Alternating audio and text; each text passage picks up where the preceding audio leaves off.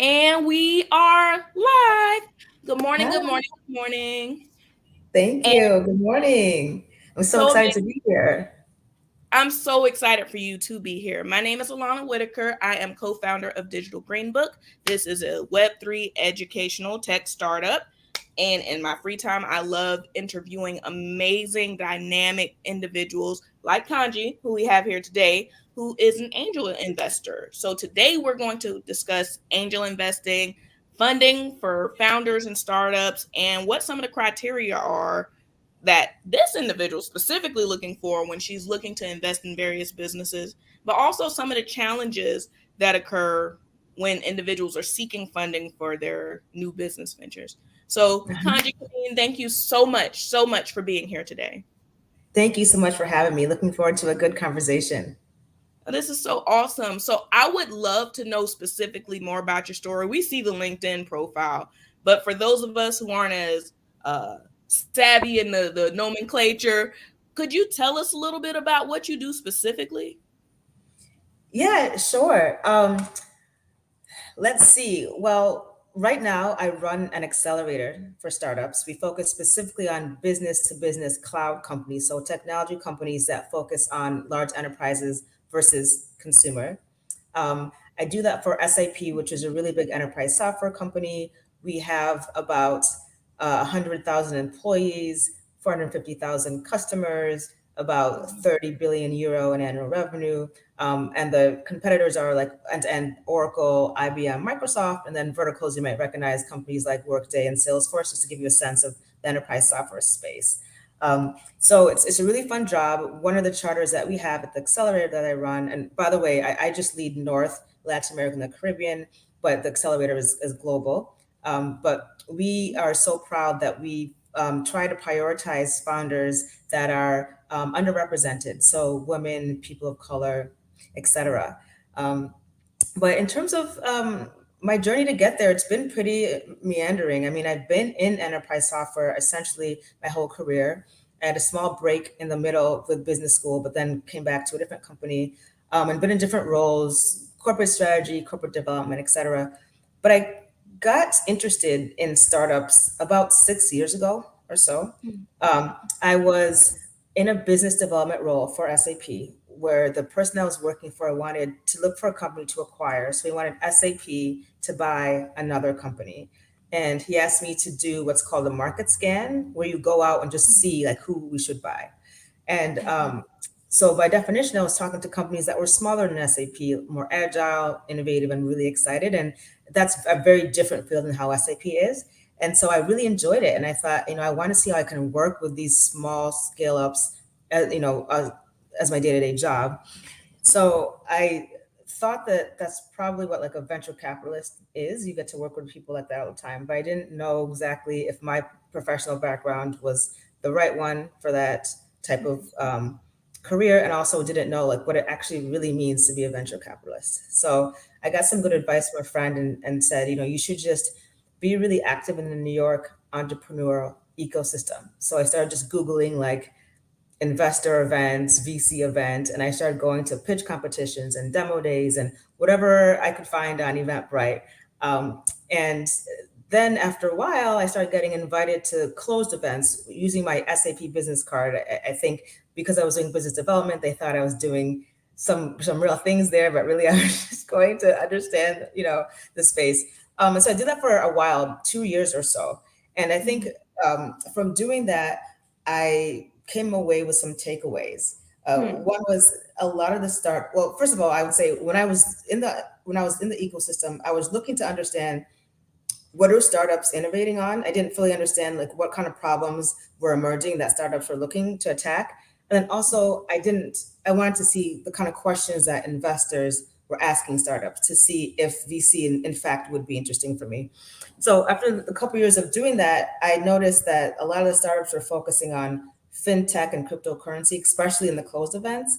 And the founders were male, white, and Asian mainly. Yeah. And so I was just naive to that. I was super green. And one, I thought, okay, fintech and cryptocurrency are very important, but aren't there other things that should be solved in the world? And then also, And I'm sure, like you, I have a very diverse network with friends doing amazing things. I never once saw any of my friends at any of these events, and so after doing research, I realized, which is probably not a surprise to this audience, that it's just a lot more difficult for some demographics to have access to capital, but even access to events to meet people that have the capital. And so that Yes. was a long way of saying kind of what catapulted me into this, interested in this space. And so I started to say, okay, how can I as an individual contribute to access to opportunity and access to capital? And so I started to look into angel investing on the side outside of work, which we can talk about more. I started scouting for a VC, and all for the purpose of being very intentional about making sure that I'm looking for founders that look like me, look like us, that are sort of overlooked. And then on the other side, SAP around the same time started a group called SAPIO, which was a fund and an accelerator. And it was started by my boss 2 roles prior, who I knew, and he knew I was very VC curious, and said, he said, you should, mentor some of our startups. You can help us select some of them, just to sort of get in this, understand the space. And then he hired a head of North America, who I became friendly with. We would actually start to go to events together. You said And then who? he hired a head of North America for that Oh, same team got you. in New Got York, and we became buds. you. And Got then last year she called me and just said, "I'm leaving SAP to do my own thing, and I think you should replace me." And it was just a shock. And so that's how I have my role today, running the Accelerator in North and Latin America, and just such an honor. It's been a lot of fun. I think that's an amazing journey in and of itself. And I think I can think of 3 or 4 people off the top of my head that are where you were before you found the opportunity to step into a role like that, because they ask those questions. They're like, I want to help more. I know Mhm, we're overlooked. I know there's not enough events for us. So I think you asked some phenomenal questions. So backing up to that briefly, that was sort of how I found out about this space as well. mhm, I began to attend pitch competitions. I began searching for pitch competitions, attending demo mhm, days, and that's how I wound up in my first accelerator, which I just mhm. started last night. Amazing. So for those of you watching, that's a tip. If you had the pleasure of watching my interview with Ariana Edwards last 2 days ago, we talked about 4 different accelerators you could look at joining now to Mhm, help cultivate your business and position it to be in a place to receive capital or startup funds, or even mhm, just recognition, business guidance, or even other resources. So mhm. it's so interesting to hear you echo that and parrot that and cover that again today. Like, one of the best ways I think to start building out that network is to get in the room with the people who are interested in helping. Right. There's a ton of different uh, black owned pitch Mhm, competitions coming up. If you do search on Eventbrite, I know Black Girl Ventures has a whole tour coming up, mhm, and a few of those will overlap around Afrotech. There'll be some different pitch competitions down in Miami. And then I see that there's a few online. So the tip that Ariana gave that I'm going to echo again is set up a Google alert. If you're not sure what a Google alert is, Google alert. And set up a Google alert for pitch competitions, demo days, and founder based events yes. minimally. Great tip. And that at least get you in the room with people who are looking to help and start giving you resources.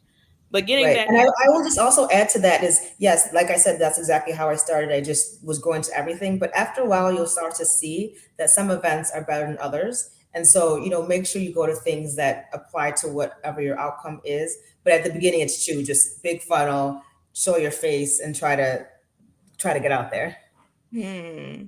So the other thing I would like to ask you, sort of leading into that, is now that you've been in this role now, both in a large corporate capacity and then as a Mhm. private capacity as well, what are some things that you would like to see from the founder community that you're not currently seeing, or either you're seeing it but not enough, that would make it a more robust experience for you as an angel investor to get involved in their companies? Like, what's missing? What's the missing link? I don't know. Interesting question. I mean, I'm probably biased towards founders, right? I think a lot of the reasons why things are broken are not the founders' fault. So I'm overall thinking we're doing the right things. But I will say that, you know, I'm so grateful that I do some angel investing and I have the corporate side, like you said, but I can't do everything. And so a lot of times when people reach out to me, my role is just facilitating introductions. And I think I'm usually the most frustrated with founders in the context of introducing them to other people. So, first of all, if I say to you, can you send me affordable blurb that I can send to my network? I get so frustrated when I get something back in first person because you're asking me to conjugate your own blurb for you. That's very annoying. Like when I say affordable, I literally mean I want to forward it, right? And so make me look good, make it look succinct, and make sure that you're doing what you need to do to sell yourself, right? Or sometimes it won't be in first person, but I look at it, I'm like, I know what you do. You're way more awesome than this blurb. Like, just you should understand how to sell yourself because then I can sell you better. So that's one.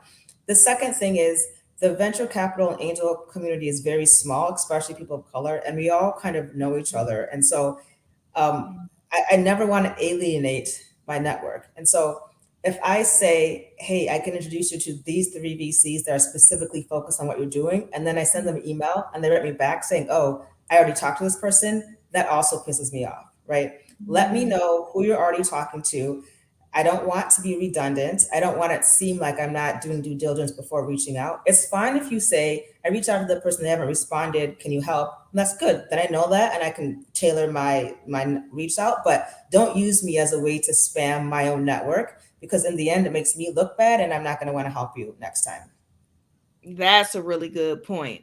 So, not only having a nice, concise write up in a more neutral tone, more of the less of the I do this, I do this, I do this, more of the this business does this sort Hmm. of format would definitely help. And then also, if you've already talked to someone, let her know because she's very willing to help, but so we don't repeat things or we're not redundant, be very specific in the type Right. of help we need with the introductions.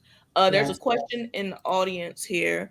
Are companies that focus on education harder to fund than companies that are more product oriented for angels and venture capitalists, in your opinion?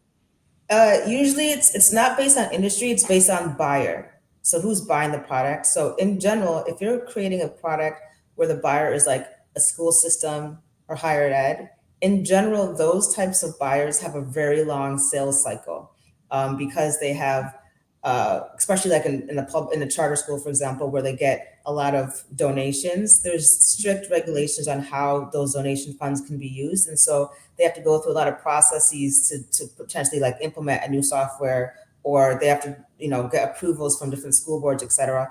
And also they have limited budgets, and so no matter how good the product is, if we're talking about speed to revenue, by definition that's going to be longer versus if you come up with an app that you can just put on the app store today and buy it. I mean, the scale is not as big, but whatever. So it's not to say that it's harder per se, but usually you'd want to find an investor that's specifically focused on education that understands that it's going to be a longer road from to getting to revenue, but also can maybe get you some connections to the education space. That makes sense because I can understand wanting faster results definitely from the investor side because let's touch on that for a second because we were right before we hopped on stream we were talking about some of the abysmal stats. I posted a post the other day to my page where less than 1.3% of all funds go to investors and founders of color, and then less than 0.3% of those funds go to women of color, Mhm. period. Yes, um that's that. and then thinking about that, a lot of the ideas that we have are very, of course, across our industries, but we are usually in the more infantile stages of our business Hmm. where other companies might have more research and resources to fully flesh out their ideas. We might be Hmm. in that stage that you're talking about right now, like knowing that it may be a longer road to get to production or to have a Hmm. usable increment. So knowing that, how, how do you feel how do you feel that both venture capitalists and black angels feel about that waiting period? Or does that give you apprehension, or are you more willing to wait knowing the sort of things we're up against, so to speak? Or Yeah, it's just all about making sure that you are approaching investors that understand the space that you're in. Like if you're Mhm. talking to a venture capital firm that exclusively invests in education software, then Mm. this is something they've already agreed to. They already know these long sales cycles, so now they're actually just evaluating the product itself that you're trying to sell. Okay. Um, so I think that's basically the feedback is just um, it's more about people being aligned. I think it's hard enough as a startup to raise money in general, as you mentioned, even more hard for certain demographics. So you don't want to also add on like educating someone about a whole market, right? That's foreign to them, you know. Right. So and that's why people will just say up front, like, I don't invest in healthcare, right? I'm not sophisticated enough to know. People will be honest about that, and that's because they don't want to go through the process of like getting up to speed on something that's super complicated. Yes, yes. Sure thing, Yusuf. He said, thanks for having Kange on to share her experiences. So, getting into the fun portion, how many companies would you say you've invested in? Because in some of the communities that I'm in, be it the Telegrams, the WhatsApps, the good Lord, Yeah. uh, most of us try to like cross reference our experiences with funding to say, hey, did you actually get funding? How far did you get with it? How many Hmm. companies do you know that actually received it? And of course, because we just talked about those stats, the numbers typically are low. And social proof is sort of the currency of today. So just having that conversation, if that's something you're willing to share, how many companies have you invested in as a venture capitalist, and how many have you invested in as an angel? I think I've done a lot less as an angel than I have as a scout and as, Mhm. the head of Accelerator. And that's just because I'm not a super rich person, right? I don't have the capital to do that. I wish I could do more. Um, Mhm. but I think in general, like if you look at my overall portfolio, it's pretty large. I think it's just based on, finding deals that align to, what I'm looking for and also seem like they could be a good investment. That makes sense. That makes sense. Of course, it's always better coming from a corporation side because you have Right. far more resources at hand. And I even Mhm. think about that for myself, like being in like the throes of running my startup prior to me even getting into this space. I did a lot of investing and didn't even realize the terminology at that Mhm. time, but now pivoting to myself. And that's a passion that I want to get back into. Like the second that I'm like, okay, my baby's good, I've run across people with so many amazing ideas that I'm like, okay, let's start throwing money at people. Like Yeah. that would be a beautiful thing. As far as resources that you know offhand, what would be a piece of advice that you would tell founders looking to connect with angels that are more industry specific or even venture capitalists that are interested in what they do specifically? Because sometimes, like a general LinkedIn search doesn't quite get you as far as you want to go. Yeah, well, I think there's two things to think about. One is, of course, getting money is important, but it's not everything that someone can do to help you. So for the Accelerator or SAP, we don't invest, we don't take equity, and we don't have fees. So we focus on helping these startups get big customers like Procter and Gamble, Coca-Cola, et cetera, which indirectly could be actually more lucrative because of the contracts, and also at least set you up in a better way to get fundraising in the future. So the first thing would be open-minded about the ways that you can receive help, and you shouldn't necessarily think that getting investment is the only way to support you.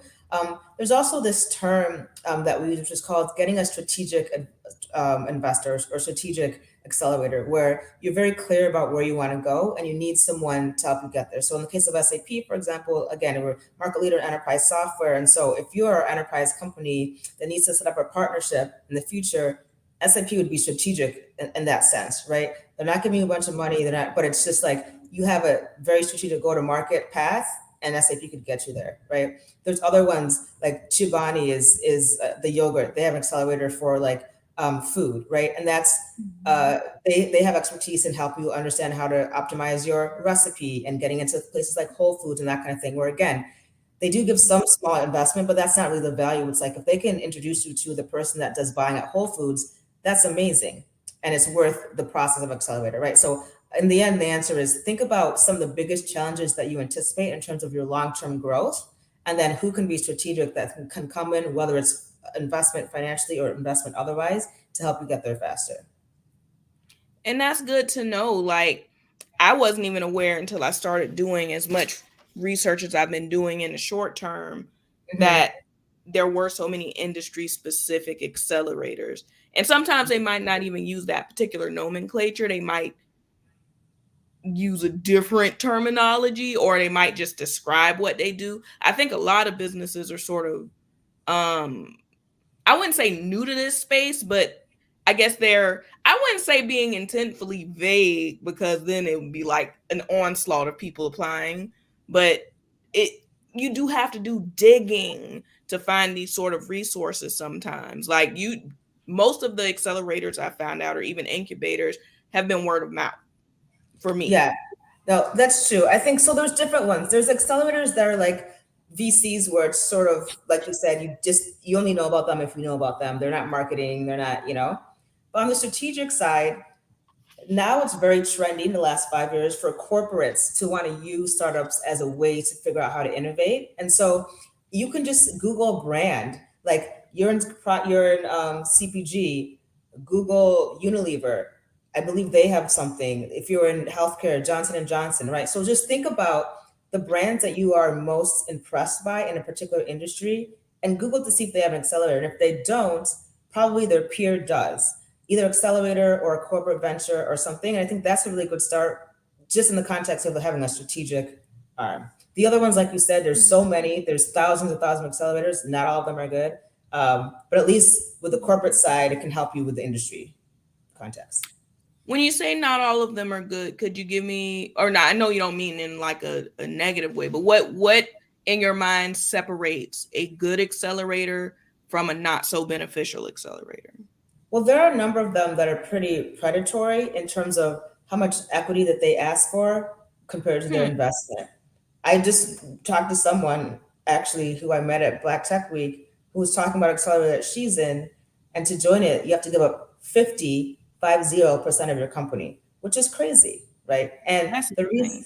yeah, and the reason why it's predatory is because, especially for Black and Brown folks, is we already have such a hard time getting into the networks and things that we really do need these types of accelerators. And so it's sort of like taking advantage of the fact that we need it, right? And so understanding, you know, it's fine if some take equity because you need investment, but what is your appetite for how much you want to give up, especially this early on? If you're going to have a number of funding raises, you know that you can't start off giving 50%, because at the end you're going to have 5% or less, right? And so one is understanding equity and investment. Second is, what are they actually offering you?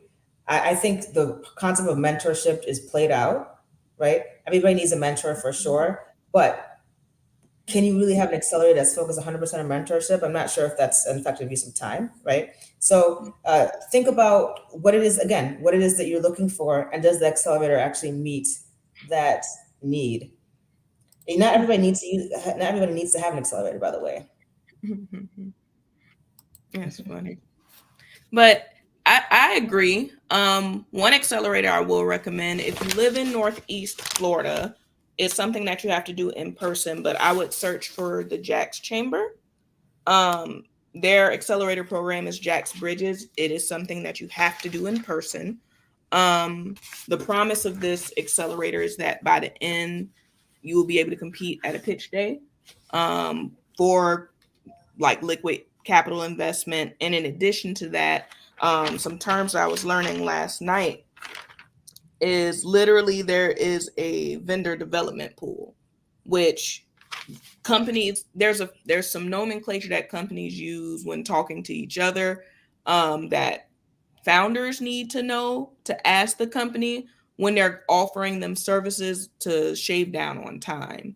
So a vendor development pool, if you can get into that database, Mm-hmm. literally that accelerator can have you in their Rolodex to say, okay, we know that this is what you do. Let's connect you to resources, sort of like what you were saying earlier.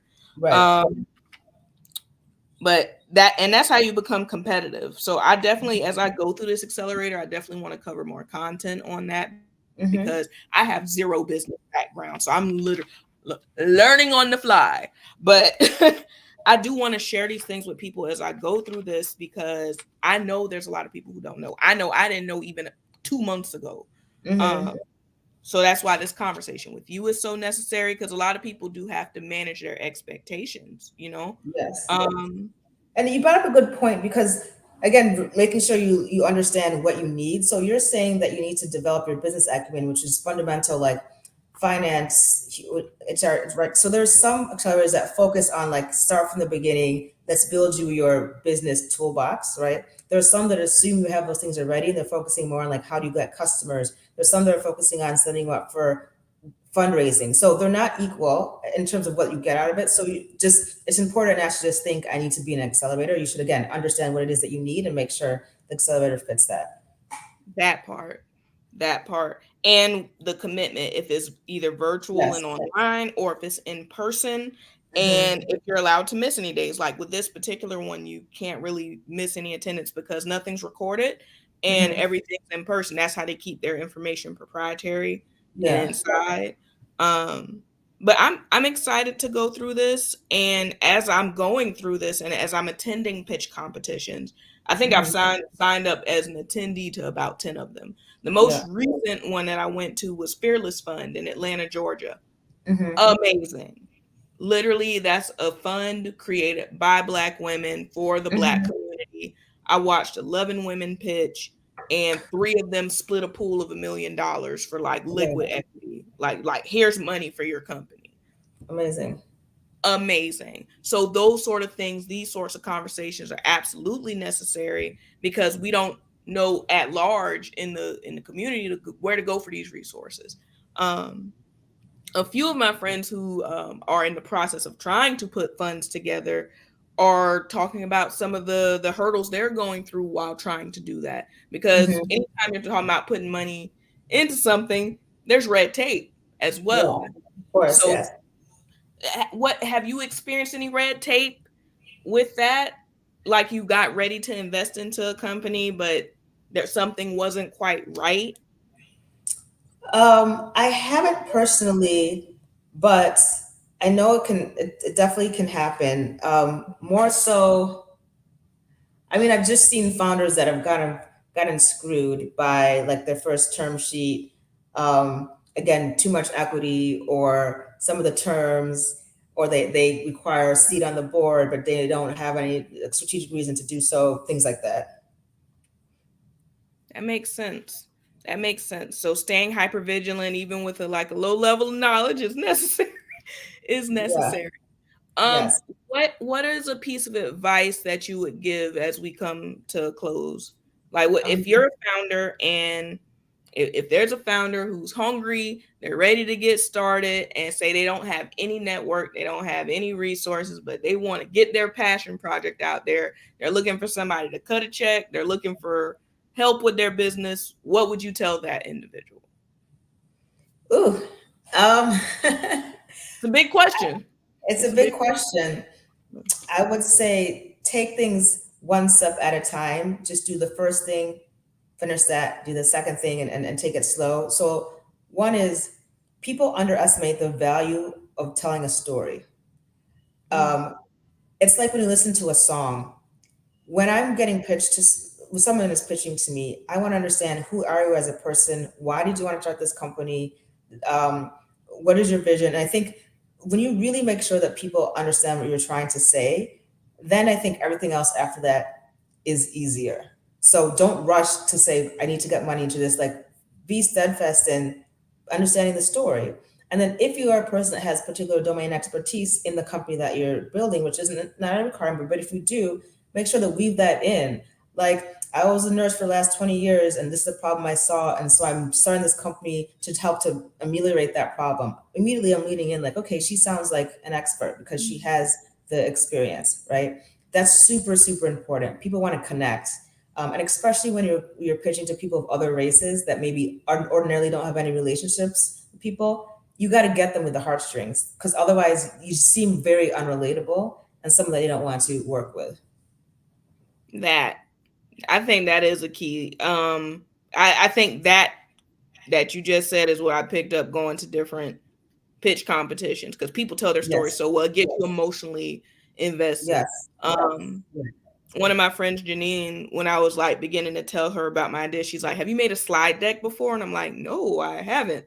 So a slide deck is a very intentful PowerPoint conversation Yes. of your ideas that you keep on hand, whether you need to be able to shoot it out via link or whether you need to present it to someone. Like Hmm. curating that, you can Google how to create a slide deck online, be it a Hmm. sponsorship deck, be it a startup deck, be it whatever you're specifically trying to go do.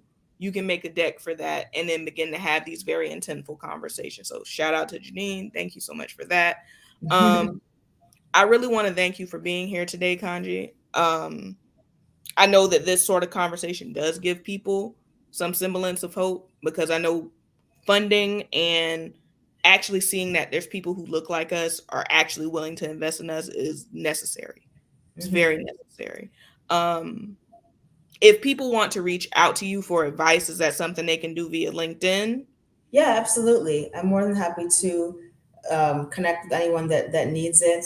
Um, let's make the world better. That's so awesome. So definitely reach out to Kanji on LinkedIn. Her socials are linked on the LinkedIn interview. If you're watching on YouTube, I'll drop a link as well. I'm looking forward to see who you invest in the future. I'm willing to watch you grow, and I'm honored to know you and to be able to call you a friend. So thank you so Thank much for being you. here Thank you today. so much. It was so much fun. Take care, everybody. Take care. Bye.